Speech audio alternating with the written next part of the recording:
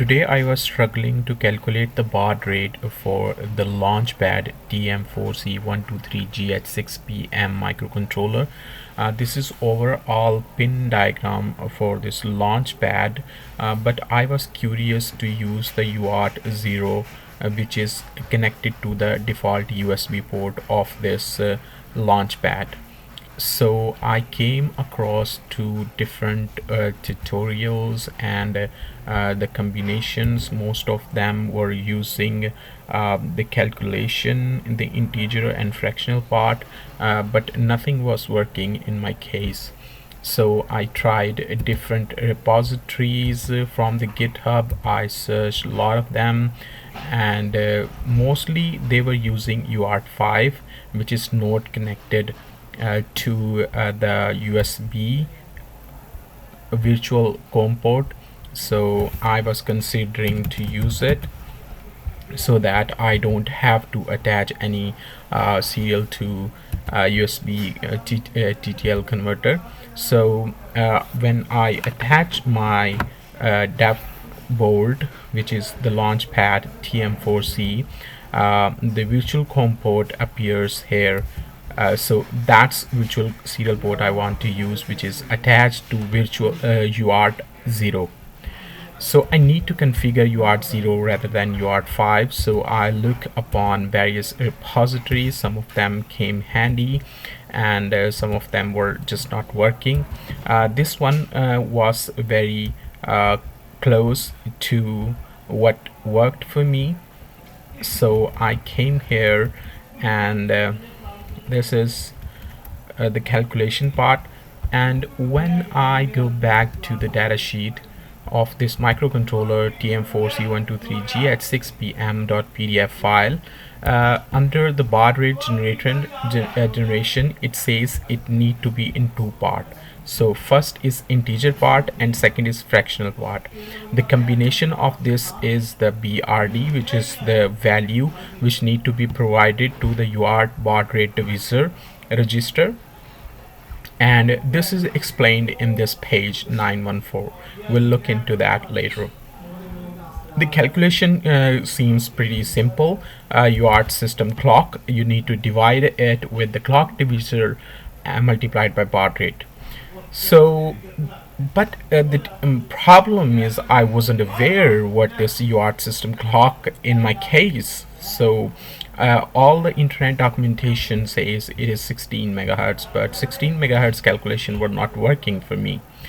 Anyways, coming back to the formula, the calculation for integer division was that we for the fractional part we need to calculate in two parts, the fractional and integer part. So first of all, we need to calculate the integer part, which is pretty simple. We divide the UART system clock by 16 or 8 multiplied by the required baud rate. How the 8 or 16 comes from? Well, it says that UART, the clock divisor, is 16 if HSE bit in the UART control register is clear. If it is set, then you have to say it is 8. This is commonly UART character frame, where transmission pin is normally high, then it goes to low to indicate that data is coming, and then LSB and 8 bits data. And if you set the parity bit will be sent, and if no parity, how much stop bits you mentioned to have in your settings, then 1 or 2 stop bits, and the pin goes back to 1. That's how the data frame works. So we know that to calculate the integer, we use this formula, and the settings according to parity and the other settings, HSE bit in the control register decides to multiply with 16 or 8. There is another option. We can neglect the system clock PLL settings, and we can directly configure to use a separate clock source for the UART CC register. We didn't do that, and here is what my final code is working. When I open a serial monitor for 115200 baud rate, this is how it display the string. I press reset button from my board and this is working. See? So but I struggled a lot to calculate this. It was hard to get the actual clock frequency of my board. I cannot just assume the 16 megahertz, and I was trying different variation. I thought maybe the formula isn't working, but that was not the case. The UART clock system clock frequency was different. Anyways, to calculate the fractional part, we just need to multiply the remainder to the 64 and then add 0 plus 5 to round the rounding errors. So that's how the normal calculation should work. I tried ChatGPT to generate bunch of calculations. As you can see in my history, I was struggling to calculate the different formulas, the different values, but nothing was working in my case. So I tried to calculate the system clock first. Here, the system clock multiplied by 8 divided by baud rate multiplied by 16, and this was not the right thing. We do not need to multiply it with 8. So how to check what is my system clock? There is a variable system clock set, and this is the code which I use to figure out my system clock. So there is a variable which says how much system clocks you are running. So I put this into my Keil in initialization code like this, and just remove this delay for a bit. Let's put it beforehand. Okay, so I started to debug the code, right? So I go to debug and start debugging, and that's how I figure out how much value it says. So when I step into it, it declares an I variable, and then it will be getting the system clock variable. So the system clock variable is being updated, and this is the value in the system clock. See, so I simply copy this, I go to the ChatGPT and paste it. Can you tell me what clock is this value, or anything that you can think of a proper prompt, and it will convert this to decimal and try to calculate what is decimal value of this. So the decimal value is this. How much is it in megahertz? Well, I gave this calculation prior to it, so it is saying it is almost 804 megahertz. So the clock frequency it is saying is, which obviously it didn't seem quite right. No, this is location divided by value. It's being wrongly calculated. Before I tried, it was giving me the 50 megahertz clock. So